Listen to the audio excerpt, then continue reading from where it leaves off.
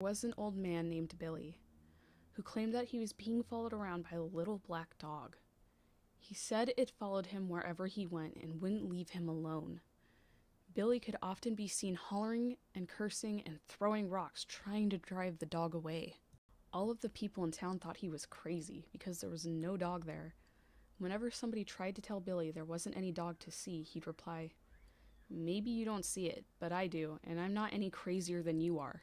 As the story goes, the first time Billy saw the little black dog was on the day he killed Silas Burton. Back in those days, the town was full of robbers and bandits. Everyone carried a gun and people were always going around fighting each other or killing each other. Billy was a young man back then, and he hated Silas Burton. They had been feuding for years. One day Billy saw Silas come riding toward him. As soon as their eyes met, both men went for their guns. Billy managed to get his first and fired off the first shot. He hit Silas Burton square in the shoulder, knocking him off his horse. The horse got fright and ran off, leaving Silas Burton lying there in the dirt with a bloody arm and broken back. His gun had fallen where he couldn't reach it, and he was just a sitting duck. He lay there on the ground, writhing in pain and begging Billy not to kill him.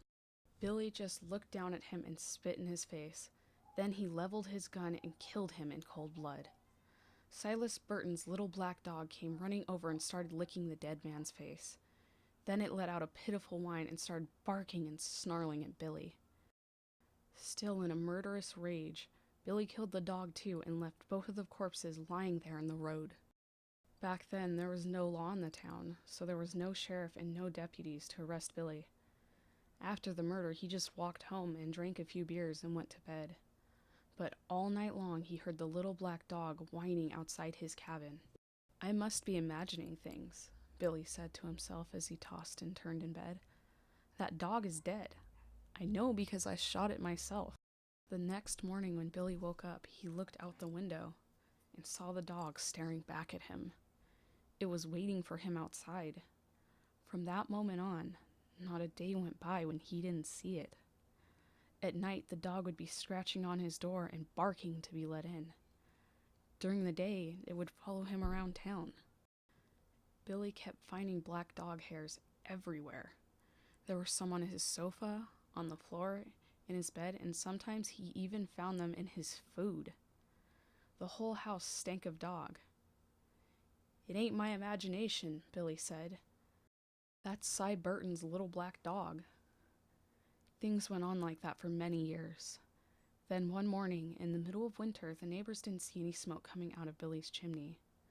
When they went to his house to check up on him, Billy wasn't there. A few days later, they found his body lying in a field behind his cabin. Billy had plenty of enemies, and at first it seemed like somebody might have killed him. But there wasn't a mark on him. He was lying in the snow, and there weren't any footprints out there, except for Billy's. The doctor couldn't find anything wrong with the body, and he couldn't figure out the cause of death. He said Billy might have died of old age, or a heart attack, or the cold, but nobody believed that. There was something odd about his death. When the neighbors found Billy, there were black dog hairs on his clothes. There were even a few on his face. It smelled like a dog had been out there, yet no one had seen a dog anywhere.